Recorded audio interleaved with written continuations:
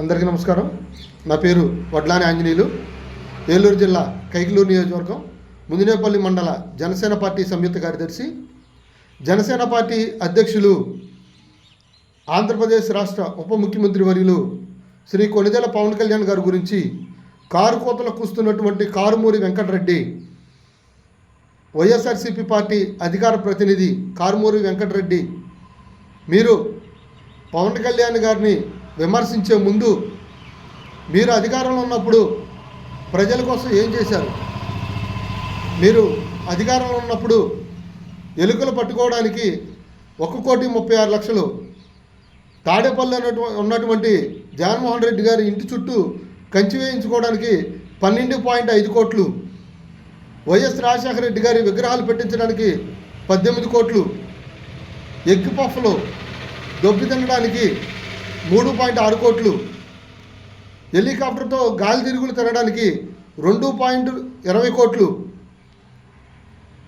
భారతీయ polymers పేరున బియ్యం సంచులకి 700 కోట్లు, ఇవన్నీ కూడా ప్రజాధనాన్ని కేటాయించి అడ్డగోలుగా అక్రమంగా ప్రజల డబ్బుని దొబ్బి తిన్నటువంటి మీరు పవన్ కళ్యాణ్ గారి గురించి మాట్లాడే అర్హత మీకు లేదు. అలాగే పవన్ కళ్యాణ్ గారు జనసేన పార్టీ స్థాపించిన నాటి నుంచి ఈరోజు కూడా ఆంధ్రప్రదేశ్ రాష్ట్రంలో ఉన్నటువంటి ప్రజలకి, తెలంగాణకి ఆయన మరి ఎన్నో దానాలు చేసినటువంటి వ్యక్తి పవన్ కళ్యాణ్ గారు. ఇండియన్ ఆర్మీకి 1 కోటి రూపాయలు విరాళంగా ఇచ్చినటువంటి వ్యక్తి పవన్ కళ్యాణ్ గారు. అలాగే ఒక స్కూల్కి వెళ్తే ఆ స్కూల్ పిల్లలకి ఆడుకోవడానికి ప్లే గ్రౌండ్ లేదంటే తన సొంత నిధుల నుంచి 1 ఎకరం పొలం కొని స్కూల్ పిల్లలకి ఇచ్చినటువంటి వ్యక్తి పవన్ కళ్యాణ్ గారు. మరో స్కూల్కి వెళ్తే అక్కడ లైబ్రరీ లేదంటే తన సొంత నిధుల నుంచి లైబ్రరీ శాంక్షన్ చేసినటువంటి వ్యక్తి పవన్ కళ్యాణ్ గారు. భారతదేశానికి కప్పు గెలుచుకొని వచ్చినటువంటి క్రికెట్ జట్టుకి 85 లక్షల రూపాయలు తన సొంత నిధుల నుంచి ఇచ్చినటువంటి వ్యక్తి పవన్ కళ్యాణ్ గారు. ఇలా ఎన్నో గొప్పదానాలు పవన్ కళ్యాణ్ గారు అడిగిన వారికి లేదనకుండా మరి ఆయన ఇచ్చినటువంటి వ్యక్తి పవన్ కళ్యాణ్ గారు.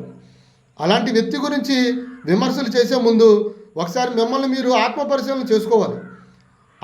ఆయన విమర్శించే స్థాయి మనకుందా, ఆయన విమర్శించేంత స్థాయి మీకుందా అని విమర్శించుకోవాలి. మరి ఎన్నో వ్యాపార సంస్థలు కలిగినటువంటి వైఎస్ జగన్మోహన్ రెడ్డి గారు మరి ఆంధ్రప్రదేశ్ రాష్ట్రంలో ఎన్ని విపత్తులు వచ్చినా 10,000 రూపాయలు కూడా మరి రాష్ట్రానికి వెచ్చించలేని అతి పేద మరి మాజీ ముఖ్యమంత్రి జగన్మోహన్ రెడ్డి గారు ఏనాడు రాష్ట్ర ప్రజలకు కానివ్వండి, రాష్ట్రంలో ఉన్న ప్రజానీకానికి కానివ్వండి, ఎన్నో విపత్తులు వచ్చినా, తుఫాన్లు వచ్చినా, కరోనా లాంటి ఒక పెద్ద విపత్తు వచ్చినప్పుడు కూడా రాష్ట్ర ప్రజల కోసం 10 లక్షల రూపాయలు తన సొంత నిధుల నుంచి కేటాయించినటువంటి వ్యక్తి వైఎస్ జగన్మోహన్ రెడ్డి గారు.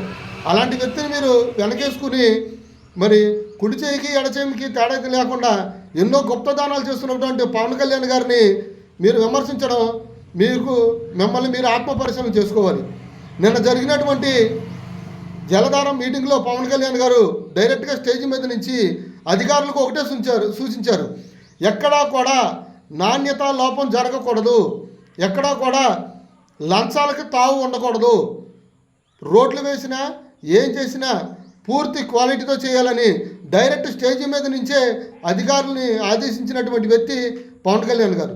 ఈరోజు ఆంధ్రప్రదేశ్ రాష్ట్రంలో ఏ మారుమూల గ్రామానికి వెళ్ళినా రోడ్లు లేక ఇబ్బంది పడుతున్నటువంటి ప్రతి గ్రామానికి రోడ్లు అందించినటువంటి వ్యక్తి పవన్ కళ్యాణ్ గారు.